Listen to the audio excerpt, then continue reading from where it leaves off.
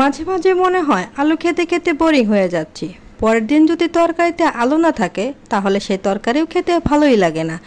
আলু না ছাড়া আমাদের চলেই না। তাই আমি আজকে নিয়ে এসেছি আলুর নতুন একটা রেসিপি। হয়তো অনেকেই জানেন, আবার অনেকেই জানেন না।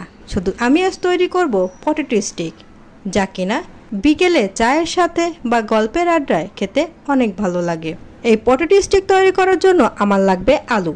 আমি এখানে আগে থেকে সিদ্ধ করে ম্যাশ করে নিয়েছি আলুটাকে। এই ম্যাশ করা আলুর মধ্যে এবার দিয়ে দিচ্ছি মরিচের গুঁড়া, গোলমরিচের গুঁড়া, জিরে গুঁড়া, স্বাদ মতো লবণ এবং কর্নফ্লাওয়ার।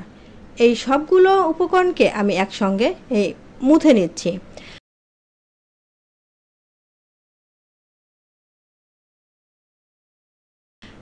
এই আলুটাকে এমনভাবে মুথতে হবে যাতে নরমও না হয়, শক্তও না হয়।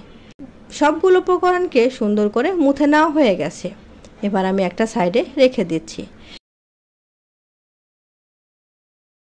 এবার আমি এখান থেকে অল্প অল্প করে একটা স্টিকের শেপ দিয়ে দিচ্ছি।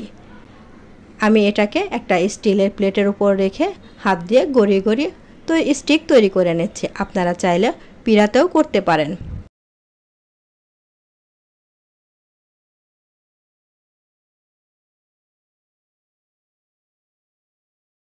আমি একইভাবে সবগুলো স্টিক তৈরি করে নিয়েছি।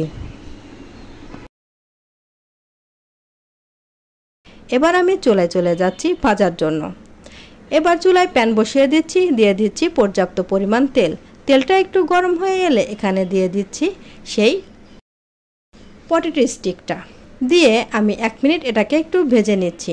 এক পাশ ভেজে নেওয়া হয়ে গেলে আমি গড়িয়ে অন্য পাশটা ভেজে নেব। এটাকে আমি গোল্ডেন ব্রাউন কালার করে ভেজে নেব।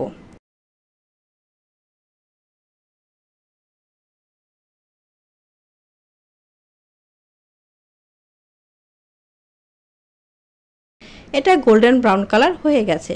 এবার আমি এটাকে একটা সার্ভিং বলে তুলে নিচ্ছি।